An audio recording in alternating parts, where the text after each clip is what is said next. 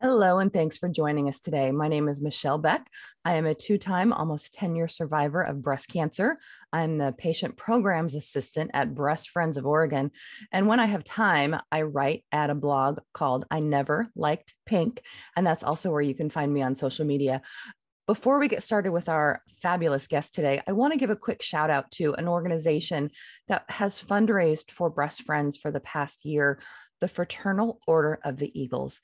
And they are this amazing organization. And every year they pick two charities, and the auxiliary, I believe, which is the women's side of it, they raised almost $32,000 for breast friends in the past year. So I just wanted to say thank you so much to them.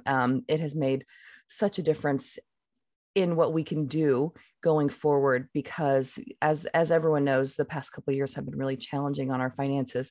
So if you or your organization ever would like to help assist breast friends in their mission to ensure that women do not go through cancer alone, please reach out. My email, michelle@michellebeck.me, or every dollar helps. You can donate on our website or by texting BF Radio to 41444.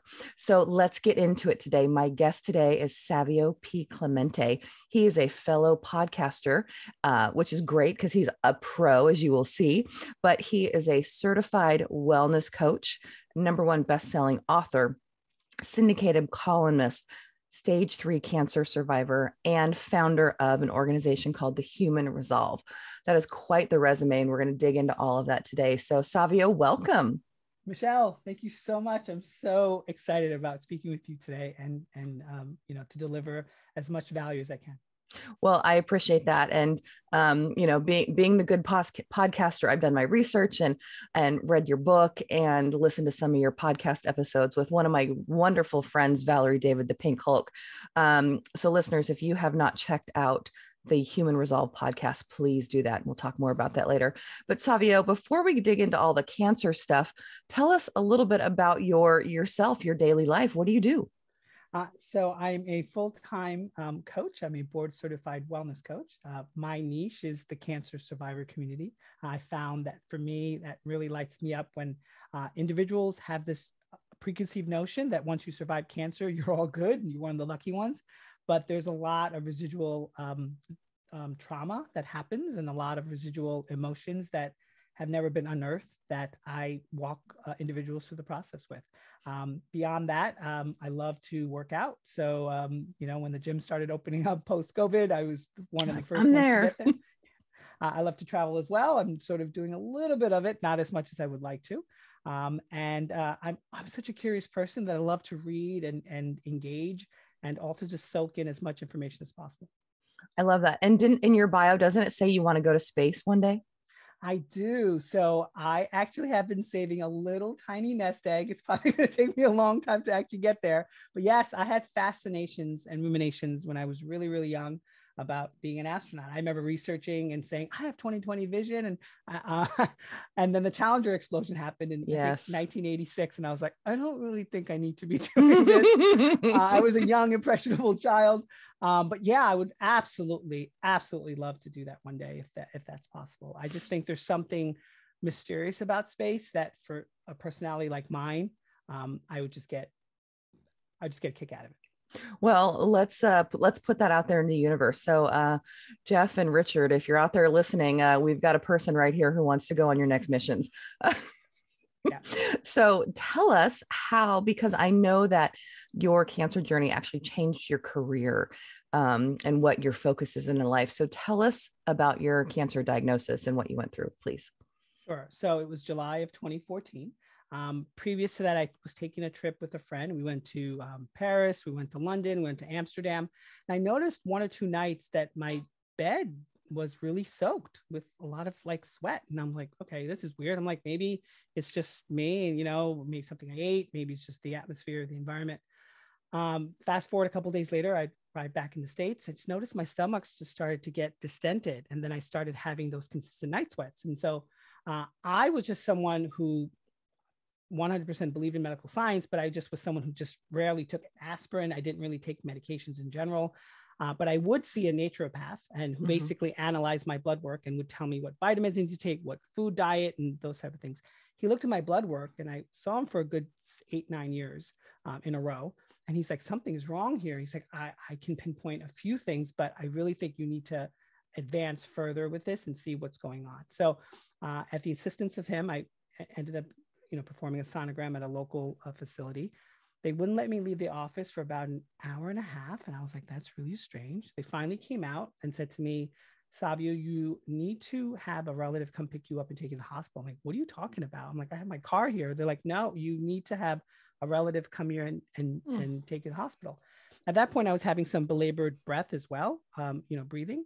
So I went to the hospital. I saw a doctor there, and literally within 45 minutes to an hour, they admitted me to the 5th floor. I had no choice. I was told a day and a half later, so they had to put a nephrostomy tube in me, and they had to distend about 5 to 7 liters of fluid from my abdomen. And when they put the nephrostomy tube, the doctor whispered to me, it's non-Hodgkin's lymphoma. I had an inkling, however, Michelle, that it might be cancer, because when I was on the 5th floor, I heard them talking, the nurses, about transferring me to the 7th floor, which they call the cancer floor. So I did have an idea. I was in the hospital for a total of 2 weeks. The first week I was bedridden because of the nephrostomy tube. The last week, 3 days before I was discharged, I was told by the medical director I really should think about getting chemo. I wasn't averse to it, but I did speak to a good friend who was very naturopathic oriented. And she's like, you sure you want to put those toxins in your body? They literally kill the good and the bad. And I thought about it. And, I've shared this story many times, but I don't know if you ever watched the movie, The Little Buddha, starring Keanu Reeves. No, I will go do it now. Okay. So there's a scene. So he plays Siddhartha, which is Little Buddha. And he basically gave up his worldly possessions. His father was very wealthy. And he basically was meditating in, forest with some other adherents as well. And he, I think, was living on 1 grain of rice a day, or whatever the case may be, literally not even eating.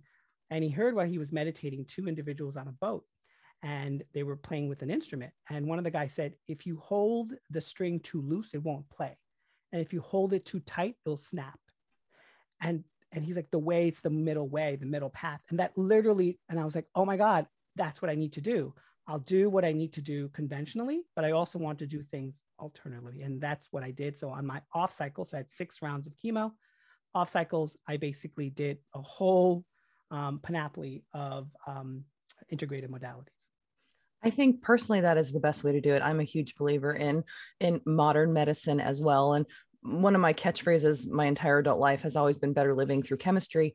But I definitely think there's so much to be gained from integrative medicine and the different things that they can do, whether it's the vitamin C infusions or the various supplements. I had a guest on a few weeks ago. Her name's Jane McClelland, and she's based in the UK, but she wrote a book about how to starve cancer, basically with finding all of these different off-label drugs that have done amazing results for people, herself included. She was diagnosed stage 4 over 20 years ago, and she's thriving today. So I really am a huge believer that there are other ways to go about it. So always explore your options and be your own advocate as well, because chemo is always a choice. And I feel like not everyone understands that. And for most people, it is the right choice, in my opinion, but everyone needs to be fully informed and choose for themselves. And I think having a integrative or naturopathic doctor at your fingertips is hugely important. Obviously, 100%. I'm not a doctor, but those are just my opinions. And I always tell people as well, this is what I followed. It's really your choice to follow what you need to. Although the medical director was very insistent, saying I was stage 3, that I really needed to take it seriously, which I did. And how are you feeling now? How's your health now? My health is really good. Thankfully, I'm not under any type of medication, although I have my yearly scans. As you know, you go 3 months, 6 months, 9 months. I graduated to 1 year. I told all the individuals, which I love in the office, I love you guys, but I don't want to see you for a whole year. So my scan is coming up next week. But I feel great, trying to do and live and be an example of what I coach. And, this idea of wellness is not really about being better, but it's about sort of thriving and seeing possibilities, even in the most mundane of things. Oh, definitely. And I want to talk a little bit more about how you used integrative medicine and different things after your treatment ended. there was a period kind of the in between, like you had your treatment, and then I believe you focused a lot on some integrative things. Can you talk about that? Sure. So I didn't actually officially do that. I actually integrated it during my chemo round. So I had 6 cycles every 3 weeks. And so within those 3 weeks between the cycles, I did a bunch of them. I did ozone therapy, IV drip. I did ozone water. I did red light therapy. I did acupuncture. I did chiropractic. I did energy medicine. I read the Quran. There's a passage in there that talks about the black seed oil. There's only one thing the black seed oil can't cure, it's death. I did that. I'm a longtime meditator. So meditating was always part of my, normal routine, but I did that. I did affirmative prayer. I pretty much looked through every nook and cranny I could. I also even had a Google alert on my particular cancer. So anytime there was anything warm, fuzzy about the cancer or anything, medical, I was the first one to know about it as well. So I think I relied on a lot of different things, including, the conventional, chemo. Sure. But you really treated your treatment period and your recovery as a full-time job, because you had the mindset going into it like this is not going to beat me. I'm going to beat it. And I'm going to literally throw everything against the wall and see what sticks. So, and you've mentioned some things that I've never even heard of. I mean, or like the ozone therapy. What is that?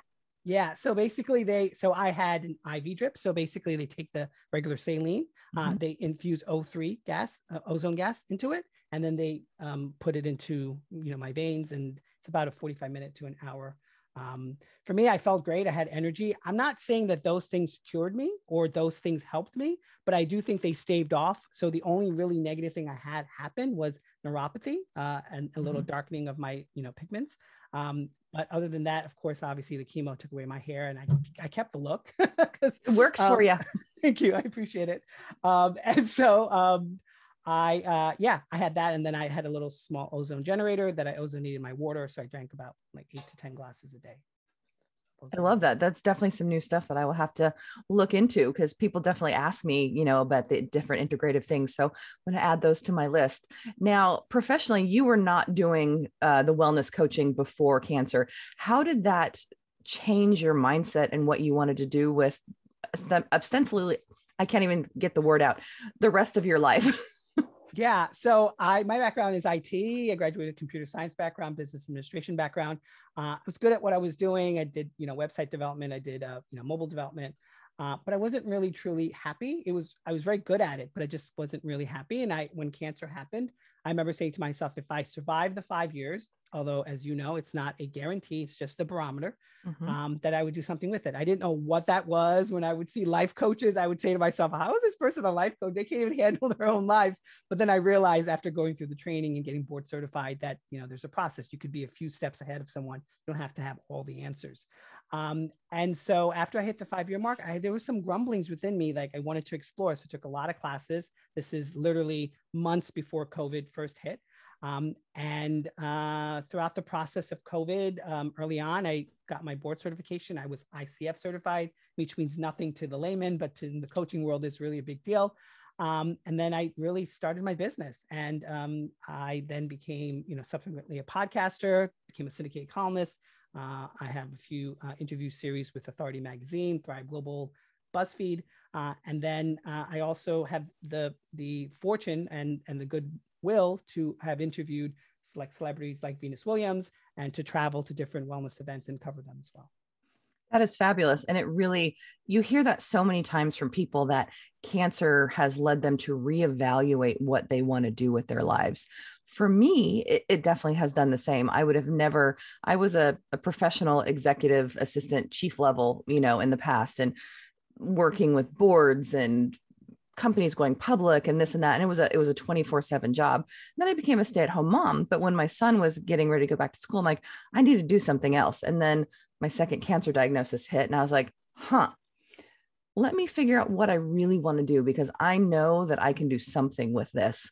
And I started to volunteer at Breast Friends, and almost 5 years later, now I'm doing this. And my ultimate goal is I would also love to be spreading the word more, whether on stage or just, helping people move forward, because survivorship, as we're going to talk about, is so challenging.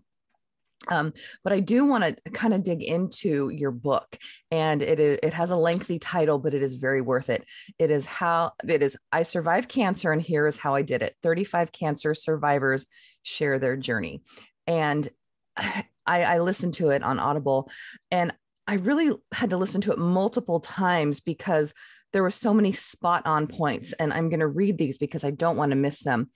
One important thing, which I really resonated with, is providing space for others to be heard, rising above to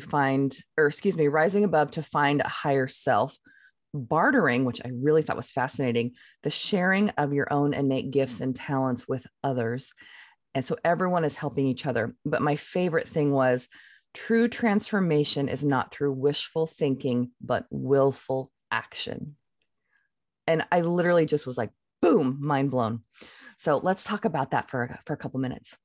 Well, thank you so much. I appreciate it. Yeah, the way that book even came about was just very natural and organic. I had an interview series with Authority Magazine and Thrive Global, which is I Survived Cancer, here is how I did it.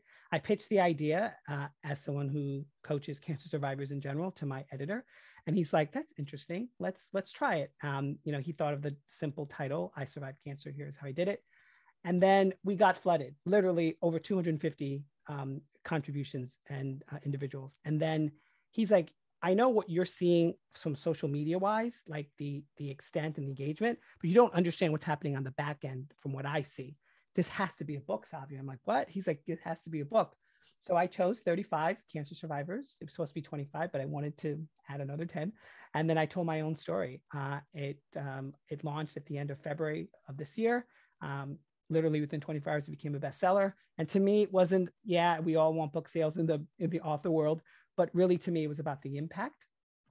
And for me, I want to come across in the intro, because I wrote about 5 to 6 pages of the intro of my own story, in a way that not only tells my story, but helps others find a vision. Because in coaching, that's like really big. It's this idea of where do you want to be, not where you are, where you feel stuck in. That is perfect. So we do have a lot more to talk about, but we are going to take a quick break. So listeners, please stay with us. As I mentioned earlier, if you would like to donate to Breast Friends, you can do so on our website or by texting BF Radio to 41444 to ensure that no one goes through cancer alone. If you would like to be my guest or share your warrior story, please email me at michellebeck@breastfriends.org. Stay with us. We'll be back in a minute. Thanks for staying with us. I'm Michelle Beck, and my guest is Savio Clemente, founder of the Human Resolve, helping unlock the courage within for cancer survivors. And we were just talking about your book, Savio, and I kind of want to dig into one concept a little bit more about the sharing and bartering. And we were just talking over break about how cancer has kind of led us to try to help those who come after us find out where they're supposed to be and get rid of the confusion. And just if we can help one person at a time, it's feeling like a success. But so you said you were flooded with interviews or submissions and over 250 people. And then you had your, I believe, a written interview series, which 145. How do you continue to pare that down? Because listening to the book with the 35, the stories were amazing. Like, how did you do that? Because that couldn't have been easy. No, it definitely wasn't easy. So I'm someone of color. And so I wanted to make sure that the people that I had in the book represented America, represented diversity in general. Love that. So, not only in the variations of cancers, which I was very clear about that I wanted the variation, although the majority of them were breast cancer, unfortunately, in the book, because it was extremely prevalent with all the submissions that we received. But beyond that, I also, and beyond, culture and ethnicity, having it, represented, and, genders represented appropriately as well. It was really the stories that really, so I read every single one, and I just felt that they would be a great asset to the book. But sort of this idea of, what you alluded to that I wrote about bartering. I think a lot of us, rightly so, because we have to take care of ourselves and we have to take care of our needs, are caught up in this idea that we have to keep producing in order to receive financial remuneration. And the fact of the matter is something that takes away from our why. And so the the paragraph that I had in the book was really this idea: if I created a movement, what would it be? And it was just one day of just bartering, giving and taking energies, sharing knowledge, and not really worrying or lamenting about the fact that you're not getting paid, or your money is time and time is money, and all those sort of concepts. And I think when it comes to the cancer world, at least what I've seen in the many different avenues that I'm enmeshed in, is this idea that even a little bit of knowledge goes a long way. And so I try to be a voice and channel for that all the time. I definitely appreciate that. And just kind of an antidote of my own, I currently help host a newly diagnosed active treatment survivorship meeting for breast friends. And we were on last night, and we had some new women, and some of them, they didn't even choose to share, but when they, they were logging off, they're like, just hearing all this information that you're sharing is so helpful. Women who literally are just starting treatment and they have no idea what to expect. And they were so thankful for my coworker and I, because we have both been through it, but different treatment protocols and such, and just being able to share, and they were so appreciative. And that it fills my soul. It, as my son says, it fills my bucket. So, and I think that kind of leads to how you started the Human Resolve coaching practice. And as you said, you realized that you wanted to do something different after cancer. And, IT is great. It's a good career, but it didn't sing to your heart. And over the time period while you're working, you're getting 8 different certifications in the coaching and the various things. So kind of tell us about how that all came together. And because that's a big leap, leaving a full-time salary job to go be a coach. You're like, I'm just throwing it out to the wind and saying, I can do this.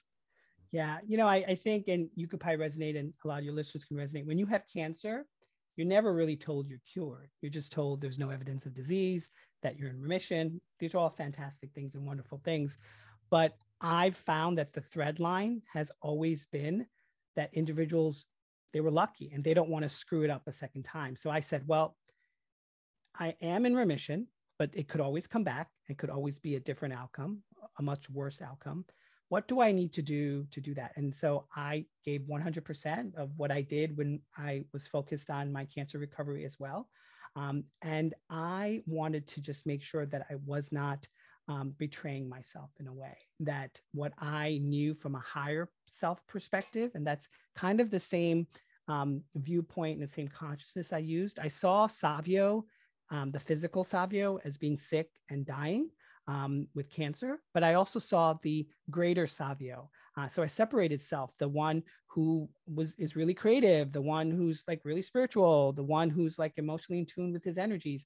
And I sort of said to myself, well, what would make all of that come together? And somehow, some way, taking the classes that I did, I'm like, I think coaching could be a way in here in order to make me feel good. And when I started training and started coaching, you had to accrue a lot of hours to get these certifications. They are no joke.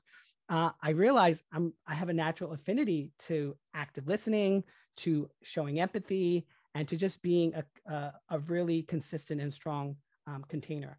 And so for me, I wanted to be really good at this. And so I just, I have a natural love of learning. It's one of my strengths.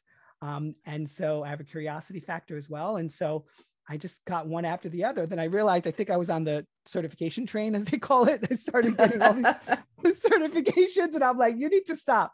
And you were like a professional student for a while. Yeah, I was a professional student for a while, and I accelerated it. Like I actually, did a couple at the same time.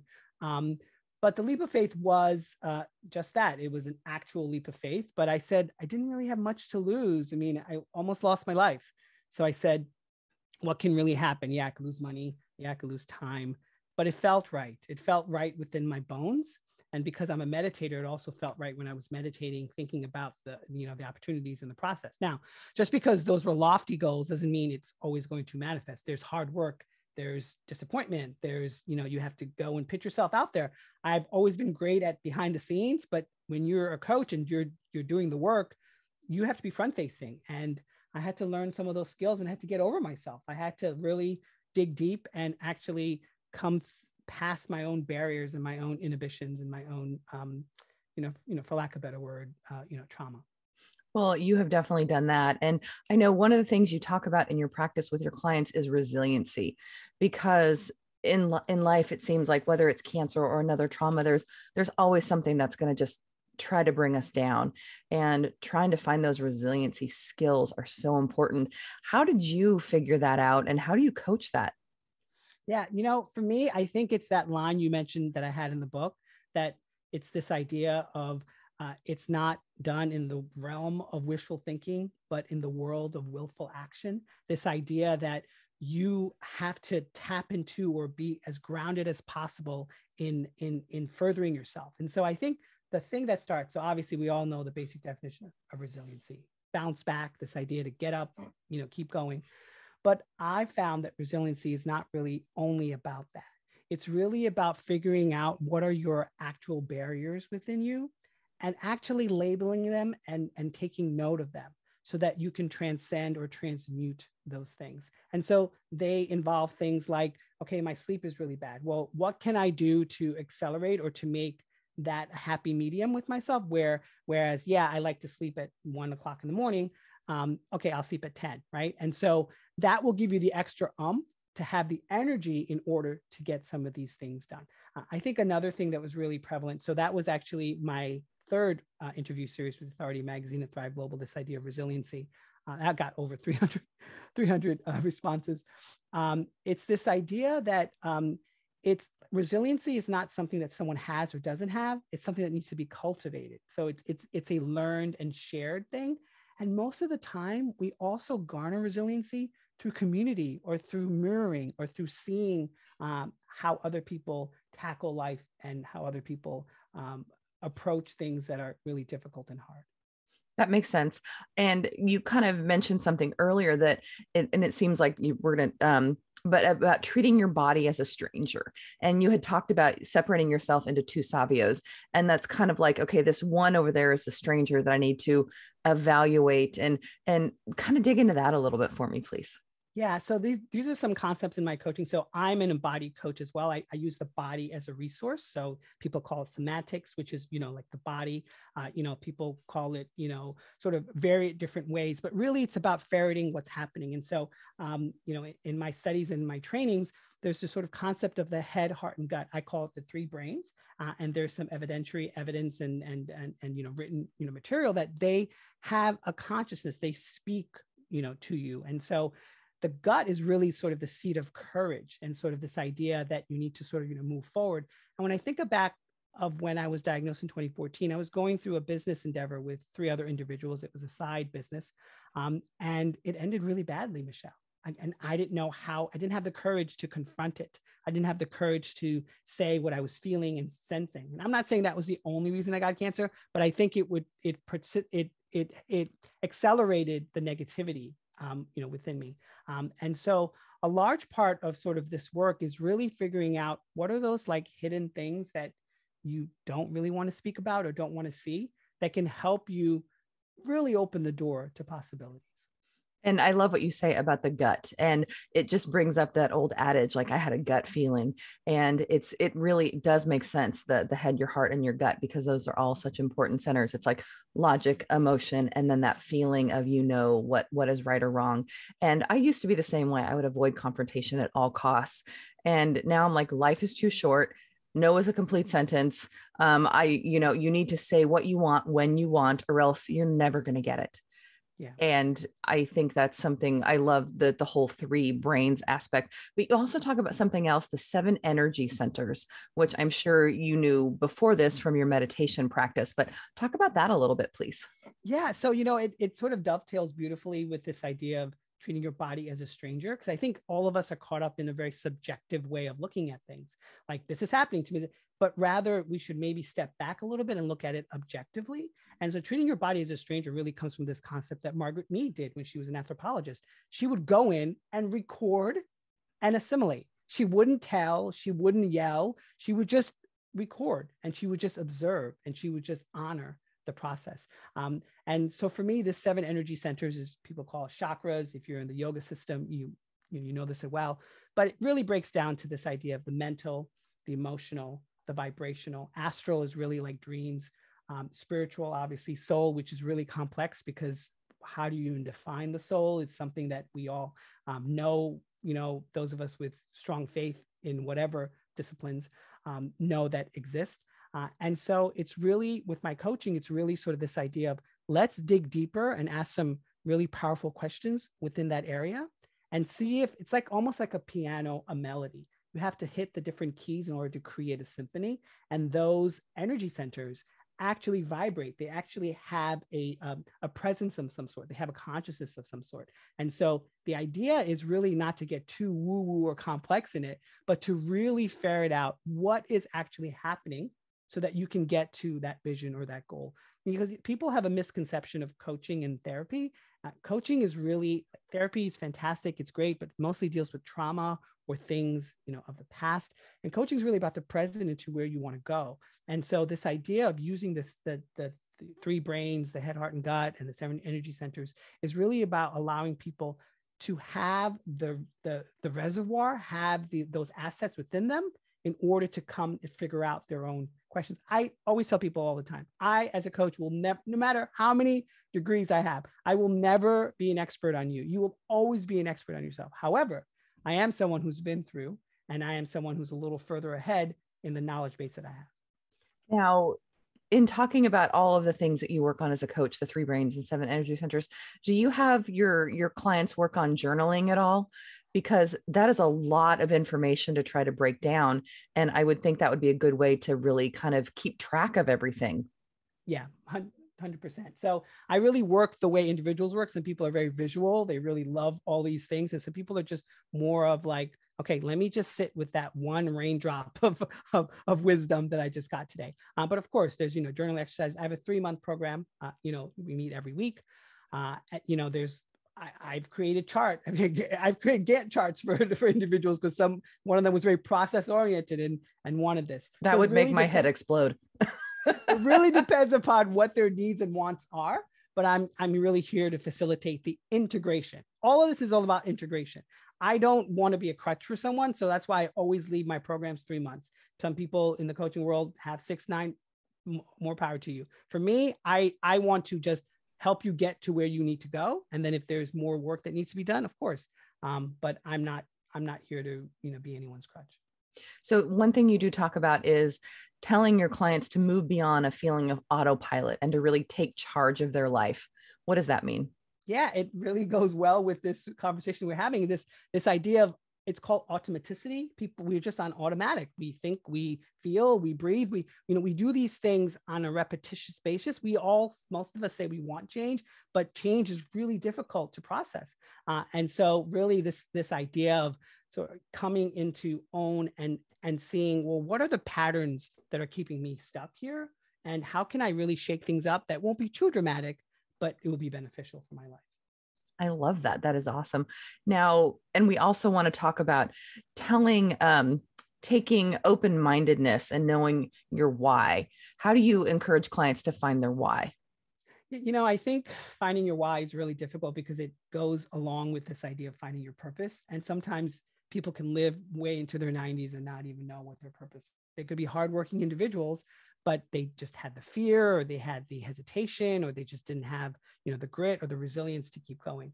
And so I think figuring out the why is really coming to the point of figuring out what is it that really kind of makes you happy. Not that happiness always equates to success. It really doesn't. I would rather be happy than honestly successful, but that's but both are nice. Yes, both are definitely nice, but sometimes most people feel like they have to give one to get the other, sure, or they can't have both. And so I think really the key here is with the why question is really like kind of thinking to yourself, if you didn't have any responsibilities or obligations, which we all do, what would you want to be doing? And I know some people will probably say, I want to be on a beach, but you can't really do that every single day for the rest of your life. It's not really sustainable unless you win the lottery. Absolutely. So really it's about figuring out, how can you turn an idea, or how can you turn a passion, or how can you turn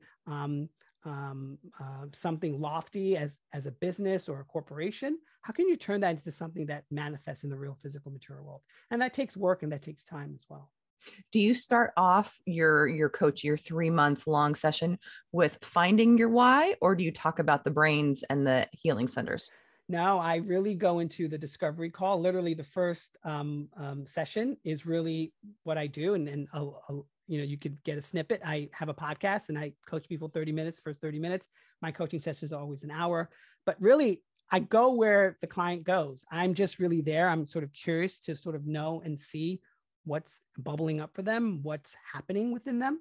I'm very perceptive, so I'm looking at body language as well, and trying to see what happens.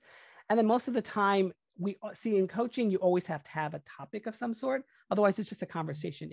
Coaching is a conversation with a purpose. And so they have to come with me with some type of idea. Now that could change, but usually, since it's called an accelerated coaching program, we go knee deep into some really parts that are very emotionally raw, and also to some degree, sometimes can be very dark, that you need to go through and pass through.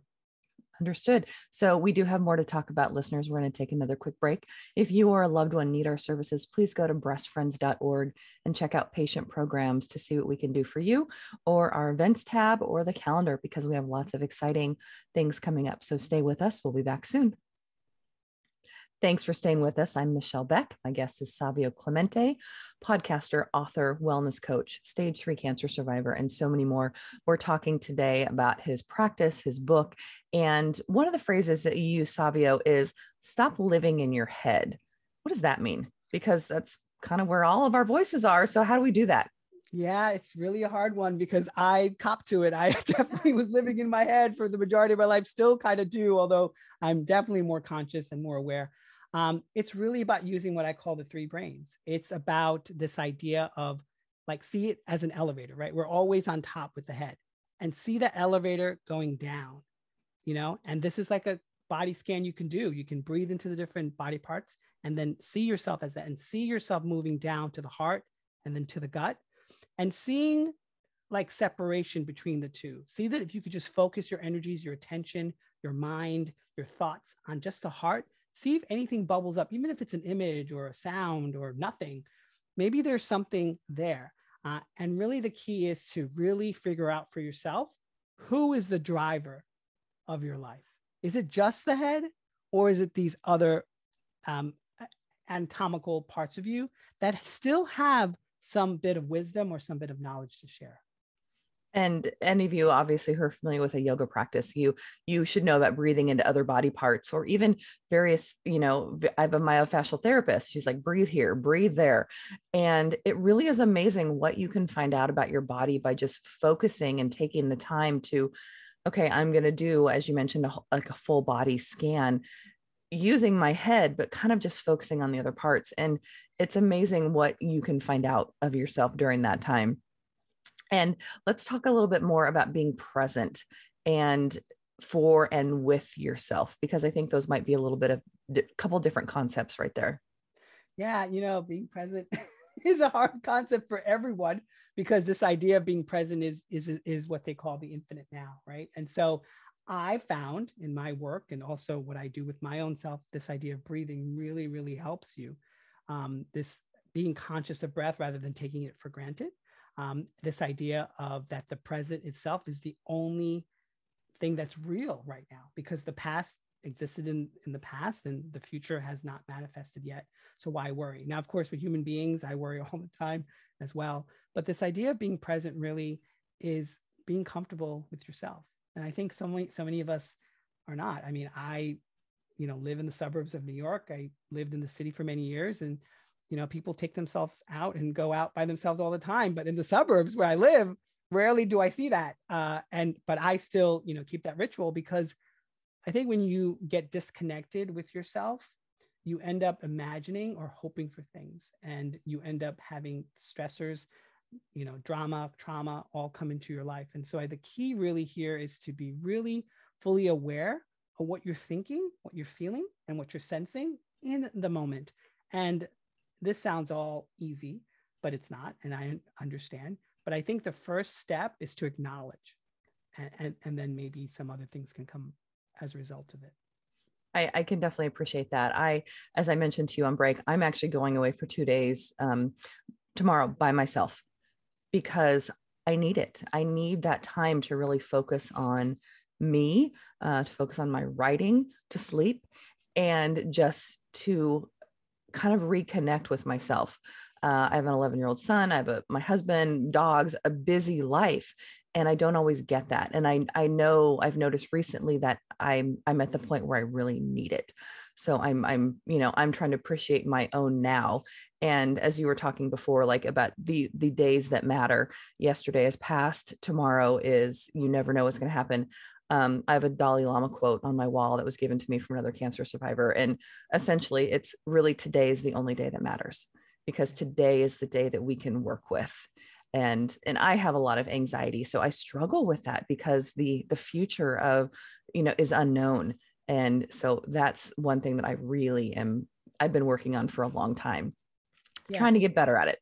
Yeah. And what really helps is this idea. It's getting a lot more assimilated now, this idea of meditation, right? It doesn't have to be in lotus positions, chanting. It could be, that's fantastic. It could be as simple as lying down, instrumental music, something where you just are with yourself. And that's really the key of meditation, is to be present within the body.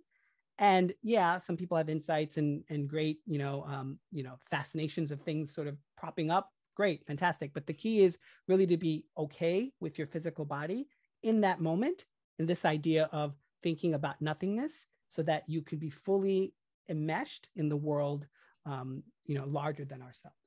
And listeners, for those of you out there who've never meditated and you think it's really woo-woo, it's actually amazingly helpful. And there's so many wonderful apps and different things out there where you can find a good meditation practice. So highly recommend. So Savio, I'm going to turn the tables on you, because in your book, you actually ask all your survivors about the embodiment of their cancer and what their cancer would say to them. So what would your cancer have said to you? I think in looking back, and I can be really honest about it, in 2014, my cancer would probably say, so there's a singer named Erykah Badu, who I love, and she has this song called Bag Lady. And in it, she talks about the fact that you don't have to carry those bags, that no one told you that you don't have to carry all those. If I was to look back, as much as I was meditating and doing all these things, I was carrying bags. I was carrying emotional bags. And so my cancer would say, you don't have to carry all those. You don't always have to carry all those. You can let some of it go, because really at the end of the day, no one knows the answer to things. We can only try to figure out a glimpse of that answer. And I think I was just so concerned with outcome and so concerned with process that I didn't really get very in tune with what my actual needs and wants were. So it would say, let go of things. I love that. And I love that you've associated certain songs with your journey. For me, I'm a huge fan of Pink, the artist, and she has a song called Wild Hearts Can't Be Broken. And that came out between right about the time of my second diagnosis. And there's Wild Hearts Can't Be Broken. And there's a line in there which says, there's not enough tape to shut this mouth. And I've kind of taken that to heart, and as a sign that, yes, I like to talk, but what I have found in talking to individuals like you, it's my favorite type of episode, because it's people who've gone through the hardest things that they can in life, and have turned it around into something so amazingly positive. And I kind of feel like that is one of my mantras, like, there's not enough tape to shut this mouth, because I'm so passionate about sharing your stories and my own, because I think it helps, and I've talked to so many people who listen to various podcasts, not just this one, but about how that information is inspiring and hopeful. And that's what we need, especially when you've gone through a trauma like this. Yeah. I think what also really helps me is that there's a song by Miley Cyrus called The Climb. Oh God. Yes. I love Miley. Yeah. And what's really great about that song is really what it's with reality. We live a human existence, and with human existence comes pain, comes challenges, obviously comes love, and comes all the great things, but it's just always another climb. And that's really objectivity, because people ask me, they're like, aren't you like my family was like, oh my God, like this is horrible. I'm like, well, honestly, why not me? because it happens to people throughout the world. Cancer is not something that's just uniquely associated with my life. Yeah, it knows no color, no creed, race, religion. Cancer just is a bitch that, it just is here. And I mean, we're not special, but you can become special by what you do with it afterwards. 100%. It's like this idea of karma, like you probably could have a really horrible thing happen to you, but it's your response to what happens to you determines how you progress as a person. One of my family's favorite quotes from My Big Fat Greek Wedding 2, because I love those movies, is karma. It's pronounced ha. I love it. I love it. And even my son does it now. It's hilarious. I'm going to ask you another thing that you ask your guests. So what are the 5 things you needed to beat cancer? Well, definitely I needed to have that time with self. So for me, it was meditating, it was gym time. I was working out. People didn't understand, but I needed that time for myself. I needed a steam room. I needed those things. So definitely time with self, meditating, whatnot. I definitely needed to be armed with information. So I saw the research and I saw the Google alerts and I saw all that as a way to arm me with knowledge. So knowledge was power for me. And I felt the more armed I was, the better equipped. There's a distinction that I make just when I've had these many interviews about the book, this idea of emotions and feeling. And I think I was a very sensitive child. There definitely was someone who was emotionally sort of driven. If you believe in astrology, I'm a Pisces and Aquarius. So like I'm a water sign and all that. But I think for me, what I also needed back that time is sort of this idea of sort of the feeling nature of feeling into the cancer itself and what it may be trying to show you or trying to give to you or a message. And so that really takes clarity and that really takes curiosity. I would say my 4th one is relying on your team. Like I relied on my oncology team to get me to where I relied on my alternative doctor team to get me to where I needed to go, and also trusting that process. And then the 5th one is really the greatest one of all, is my spirituality. I grew up Catholic, but I left the church when I was in college and I explored various comparative belief systems.